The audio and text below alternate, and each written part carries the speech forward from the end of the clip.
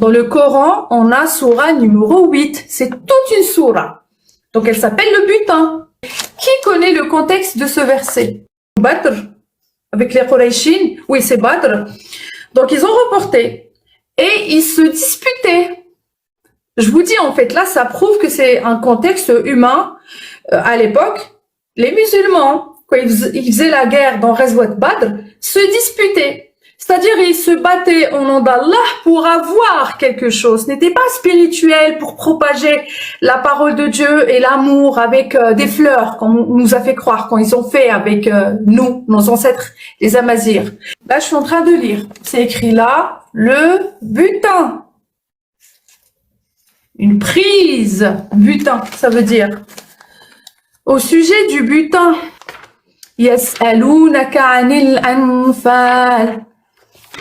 Comment Allah a résolu ce problème-là, cette dispute humaine? Est-ce qu'il a répondu avec sagesse? Est-ce qu'il a répondu, je sais pas, avec soyez bons. D'ailleurs, il y a des femmes mariées, il y a des esclaves. Le butin, il y a des esclaves. Est-ce qu'il a répondu avec sa sagesse, traitez bien, libérez les esclaves, on annule tout ce qui est avant la jahiliya par les Quraysh, pas d'esclaves, tous naissent égaux comme les droits de l'homme? Non, il n'a pas fait ça. Il a attribué le 5e à lui. Et toi, tu veux me convaincre que ça, c'est la parole d'un Dieu? Ça va pas. Dites, non seulement cette prise, elle est à Dieu, mais en plus à son messager.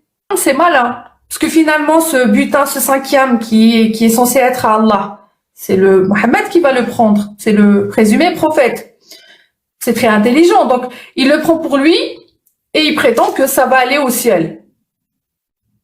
D'ailleurs, il y en a qui disent que normalement, Surat Tawbah et Anfal, c'est la même sourate.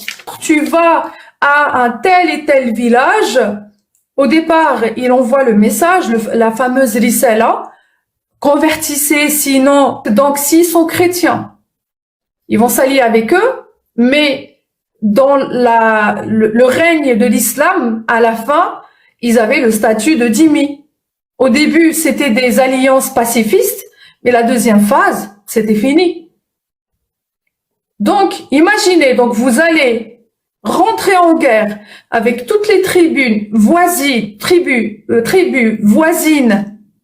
de la Médine et Makkah. Il a fini avec Makkah, il a fini avec Médine. Qu'est-ce qu'il a fait? Il est parti rasier ceux qui voulaient pas se convertir. Ben, ceux qui se soumettaient pas, qui ont résisté et qui ont perdu, ben, ils se sont retrouvés des butins. Leurs biens, leurs palmiers, leurs enfants, leurs femmes. Sourate An-Nisa qui dit « Wal muhsanat minan nisa » et les femmes mariées. « Illa ma malakat aymanukum » celle de vos mains droites, c'est-à-dire une esclave. Il parle de qui et pourquoi, et ça veut dire quoi? Et les femmes mariées, sauf celles de vos mains droites. Il est également interdit d'épouser d'autres femmes qui n'ont pas été mentionnées dans le verset précédent, à savoir celles qui sont déjà mariées et préservées par le mariage, car elles sont sous la protection de leur époux, à moins qu'elles ne soient pas des captives tombées entre vos mains dans la guerre que vous menez pour défendre votre religion. C'est pas vraiment la guerre. Là, c'est une raison. Quand vous sortez pour défendre votre religion ou propager, la parole d'Allah, on appelle ça ghazwa. C'est un terme islamique dans les 4 écoles. C'est sortir les muharabat al-kuffar. Ghazwa, ghaza, yaghzu. Envahir. Déjà, les hommes, ça y est, ils sont pop, quick. Il reste des femmes. Qu'est-ce qu'on fait? Des femmes, c'est des captives. Les enfants, dont cette ghazwa, celles qui n'avaient pas des poils, ben, c'était quick. Donc, 1, mariage des fillettes. 2, mariage, des femmes esclaves. 3, un modèle de société, comment vous devez croire. Sourate la vache, les premiers versets. Un modèle de société, comment vous devez pratiquer. Les 5 piliers, les premiers versets de Sourate la vache. C'est un modèle où il vous dit comment être comment penser, comment croire. Et donc, cet ensemble de lois et de modèles sociétals, il vous dit qu'il faut aller rasier. C'est fard kifaya, c'est une obligation offensive.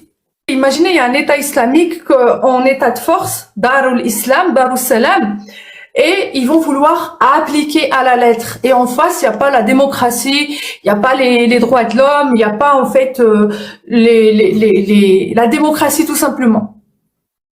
On va appliquer ça. On va appliquer sourate le butin, on va appliquer sourate la femme, on va appliquer sourate al-Baqara. Je vous ai pas lu tous les sourates. On va appliquer sourate celle qui est encore atroce, la table. On va appliquer les dernières des sourates. Ça va être quoi cette société? Eh ben moi je vous le dis, ça existe déjà des sociétés comme ça. Ça existe en Syrie, en Afghanistan. Ça existe au Soudan, ça existe au Yémen, ça existe où les pays sont des États islamiques, des pays qui appliquent cette parole. Parce que je pense que vous étiez, pendant le Ramadan, vous avez fait Tarawih, et vous avez récité les 60 Corans.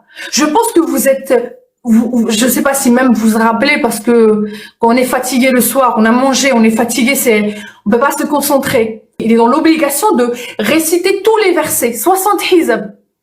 Qu'est-ce que ça vous a fait d'écouter tous ces versets sur la Tawbah, sur le Baqara? Eh ben rien. Ou peut-être du bien. Parce que réciter avec cette mélodie, avec cette façon, en plus il y a l'effet de groupe, ça vous apaise. En plus il y a le contexte du Ramadan, donc vous dites que j'ai accompli mon devoir, j'ai accompli mon fard, tarawih. Donc, vous n'avez pas réfléchi. En plus, on vous dit, il faut el khushu', l'hypnose, exactement Dalila. Il vous dit, il faut se concentrer, pas au sens, c'est ce que je fais avec vous, mais el khushu'. Je comprends pas, en fait, cette façon de faire. On vous dit, désactivez votre cerveau, il faut apprendre par cœur, croire par cœur, mais par contre, ne cherchez pas à rationaliser la parole. Juste apprenez et laissez la magie de l'endoctrinement et de talqin faire son travail. Mais ça marche pas comme ça. C'est juste vous renforcer cette parole-là aveuglément.